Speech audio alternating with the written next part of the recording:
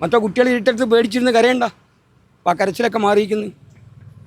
പിന്നെ അതുപോലെ തന്നെ കുറേ ആൾക്കാരുടെ പെൻഷൻ കിട്ടായിരുന്നു, അതും കിട്ടിയിരിക്കുന്നു. അപ്പോൾ അങ്ങനെയും കുറച്ച് പാവപ്പെട്ടവരുടെ ജീവിതങ്ങൾ അങ്ങനെ പോകുന്നു. വീട് കിട്ടാത്തവർക്ക് കുറച്ച് വീടുകൾ എത്തിച്ചു കൊടുത്തു.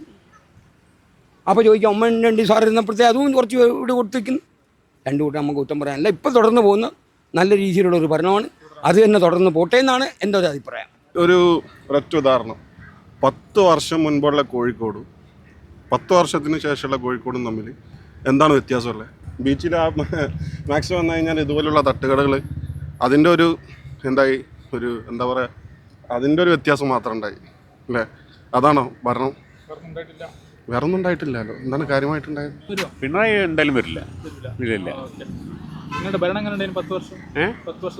ഒന്നിനും പറ്റില്ല. UDF വരും, പക്ഷെ വന്നിട്ട് കാര്യമില്ലല്ലോ. അതാണ് അത്. BJP കുറച്ചൊരു സീറ്റ് കിട്ടും.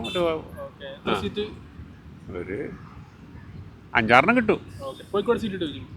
കോഴിക്കോട് ഒന്നേതായാലും കിട്ടും. കോഴിക്കോട് 1 തുടർഭരണം എന്തായാലും ഉണ്ടാവും. ഉറപ്പാണ്. വേറെ വികസനങ്ങൾ തന്നെയാണ് മൊത്തം കാണുന്നത്. ന്യൂനത പറയാനൊന്നുമില്ല. അപ്പോൾ എന്തായാലും വരാൻ സാധ്യതയുണ്ട്. തരംഗമൊന്നുമില്ല. അതൊക്കെ വെറും പത്രങ്ങൾ പടച്ചു വിടുന്നതാണ്. വികസനം ചർച്ച ചെയ്യാതിരിക്കാൻ ഓരോ ഇഷ്യൂ ഇടുന്നത്, അത് അത്രേ ഉള്ളൂ. തുടർഭരണം ഇനി ഉണ്ടാവാൻ പ്രയാസമാണ്. തുടർഭരണം എന്ന് പറഞ്ഞാൽ ഈ കേരളത്തിൽ ജനങ്ങളെല്ലാം വളരെ ബുദ്ധിമുട്ട് അനുഭവിച്ചു കൊണ്ടിരിക്കുകയാണ്. നമ്മളെ ഈ ഫിഷറീസ് മേഖലയിൽ തന്നെ വളരെയധികം ബുദ്ധിമുട്ടുകളാണ് മത്സ്യത്തൊഴിലാളികൾ നേരിടുന്നത്. UDF ആണ് ഇനി അടുത്തത് വരാൻ ചാൻസ്. ഭൂരിപക്ഷം എന്തായാലും 100 സീറ്റിൻ്റെ അടുത്ത് ഉണ്ടാവാൻ ചാൻസ് ഉണ്ട്. വികസനം ഈ റോഡ് മാത്രം കുറഞ്ഞ വികസനം ഉണ്ടായിട്ടുള്ളൂ. ബാക്കിയൊക്കെ വികസനം മരടിപ്പാണ്. ഹോസ്പിറ്റലും കാര്യങ്ങളെല്ലാം വളരെ അപകടത്തിൽ. കോഴിക്കോട് 20 വർഷം 15 വർഷമായില്ലേ LDF ആണ് ഉണ്ടായത്. ഇപ്രാവശ്യം ഒന്ന് മാറാൻ ചാൻസ് കാണുന്നുണ്ട്. നോർത്തിൽ UDF, നോർത്തും സൗത്തും UDF വഹിക്കാനാണ് സാധ്യത. ബേപ്പൂര് ബലാബലാണെന്നാണ് അറിയാൻ കഴിഞ്ഞത്.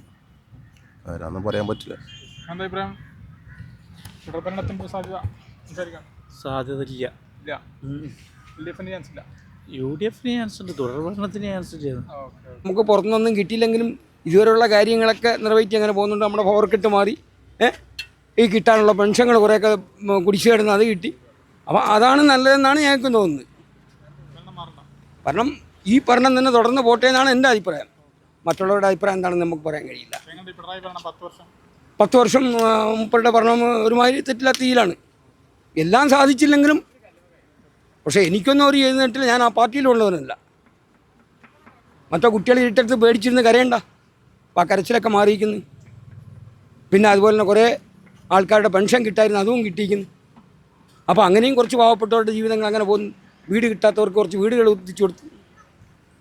അപ്പോൾ ചോദിക്കാം ഉമ്മൻചാണ്ടി സാർ ഇരുന്നപ്പോഴത്തേ അതും കുറച്ച് വീട് കൊടുത്തിരിക്കുന്നു. രണ്ടു കൂട്ടം നമുക്ക് കുറ്റം പറയാനല്ല. ഇപ്പോൾ തുടർന്ന് പോകുന്ന നല്ല രീതിയിലുള്ള ഒരു ഭരണമാണ്. അത് തന്നെ തുടർന്ന് പോട്ടെ എന്നാണ് എൻ്റെ ഒരു അഭിപ്രായം. ആ തുടർഭരണം വേണം. കാരണം പാവപ്പെട്ടവർക്കൊക്കെ നല്ല വേണ്ടപ്പെട്ടാണ് 10 കൊല്ലത്തിൻ്റെ എടുക്കുന്ന ആൾക്ക് ഇത് പറയാൻ പറ്റില്ല. സാധാരണക്കാർക്ക് പറ്റിയ നല്ലതാണ് എല്ലാവരും കൊണ്ടും. UDF-ൻ്റെ കുഴപ്പമില്ലാതെ പറയില്ല. പക്ഷേ ഇപ്പോഴത്തെ ഭരണത്തിന് തരാൻ പോകും. കാരണം ഈ ഭരണം തുറന്നു പോകണം. കാരണം പാവപ്പെട്ടവർക്ക് കാര്യങ്ങളാണല്ലോ. അതുകൊണ്ട് മാത്രമാണ് എല്ലാ മേഖലയും.